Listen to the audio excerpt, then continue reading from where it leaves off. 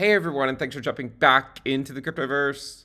Today, we're going to talk about Bitcoin, and we're going to be providing an update to the bull market support band. If you guys like the content, make sure you subscribe to the channel, give the video a thumbs up, and also check out the sale on the premium list at intothecryptoverse.com. Now, every week we provide an update to the bull market support band because it does more or less help us define how the market sentiment is, whether we're above it or below it. Remember, when we're below the bull market support band, pumps can get sold off going into the bull market support band. When you're above it, we tend to like to hold this area as support. When it breaks, like it did here in November and like it did in May, the market conditions temporarily change. Okay. Now, one thing that you should consider, and we've mentioned this many, many times, until we get back above it, you are better off thinking of the bull market support band as a bear market resistance band. And we reserve the right to get back above it at any given week, but we have not been able to muster up the courage to get above it yet. And you can see every single week, seems like a lot of these weeks anyways, we have wicks that take us up to the bull market support band, but ultimately they get sold off. Now, for those curious, the bull market support band currently ranges from around 43.5K up to around 46.2K. Of course, it does depend on the exchange you use. But let's just say it more or less ranges from around 43K to 46K. So that is the line in the sand that we would like to see Bitcoin get back above for us to actually have any hope of getting short-term bullish. Now, one of the things that I've mentioned before, when the market is bearish, one of the things that you can do to really help the mentality about getting through the bearish times are to distract yourself. And so one of the things that I recently created, I created a Into the BasketballVerse bracket group. It's just a group on ESPN. So if you are interested in the NCAA tournament, go fill out a bracket into the BasketballVerse. We'll actually put a link down in the description below. It'll take you directly to the group, and the winner will get a 1-year subscription to Into the Cryptoverse Premium. Okay, so and hopefully you guys enjoy that. And the premium stuff is basically this. Like there's risk levels, but we have all sorts of charts over here, like Bitcoin charts, Ethereum charts, total market cap charts, price metric charts, on-chain charts, and derivative charts, social media charts, etc. So make sure you guys check it out. Head on over to that link. And this way, for the next few weeks, we have a little bit of a distraction to help us get through these bearish times. Again, the winner will receive a 1-year subscription to Into the Cryptoverse Premium.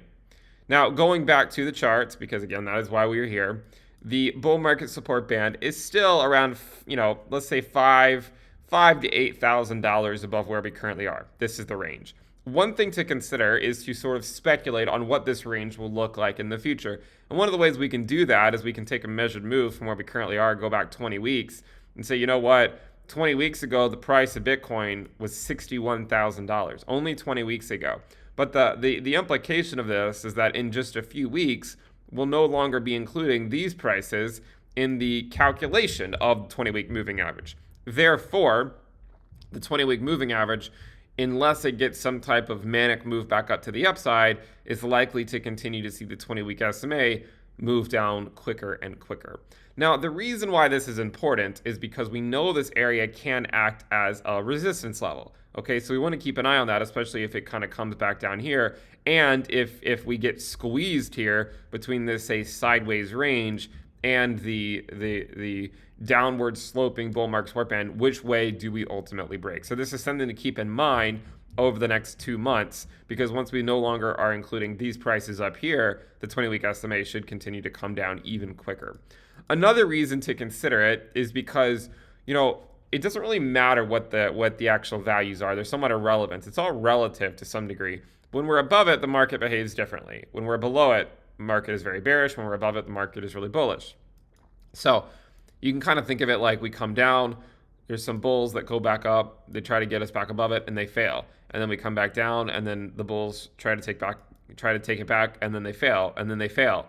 And eventually, they won't fail, right? Eventually, there'll be enough bulls to overtake the bears, and we'll get back above it, right? Eventually, the bears will get exhausted, and no longer be able to hold it as defense. But so far, the Bears have been holding up relatively strong. Okay, again, we're not saying what we want to happen or anything like that. Of course, we'd all like to see the price of Bitcoin go higher, but in the short term, there is no denying how efficient the Bears have been at keeping the Bulls at bay and not even really letting them get a chance to retake the 20-week SMA up here. Everything just basically gets sold off at or right below the 21-week EMA. Okay, and this is basically just going on a weekly basis at this point for a month or two. So we know what the lines in the sand are. Okay, these are the lines in the sand that we need to break above for us to actually get bullish again. All right, we are coming down. We are getting close to the bottom of the range over here. So the bottom of the range, if you go all the way down, is around $29,000. And the price of Bitcoin has been sort of doing this thing where it kind of goes down and then it goes sideways into the bull market support band, sort of sideways, right? And then down and then kind of going into it again. And over the next few weeks, we know that this is going to continue to come down. So we're going to have another test here, right? Like, does it actually muster up the courage to get back above it, or does it get hammered down again? And if it gets hammered down again, we could come back down to the summer lows. In fact, right? We could come down to the summer lows. And then we might repeat the whole process again, right? Where we try to get back above it and we see if we can. And if we can't, then we wait a few more weeks, then we keep trying. It's a long, grueling process.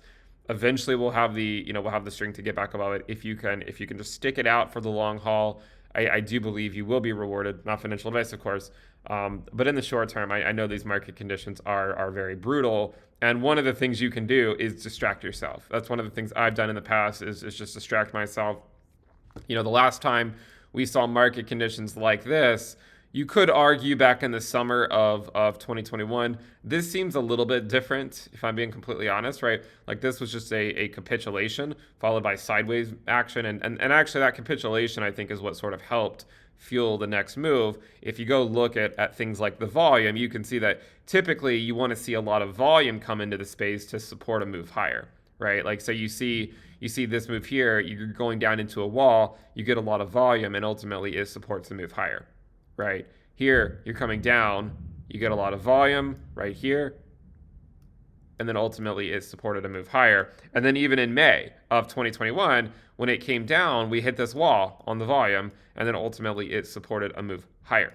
The problem right now is that we haven't actually seen any type of wall develop, right? We're just seeing sort of this boring price action where not a whole lot is happening, right? Like no one's getting out of bed for this type of price action.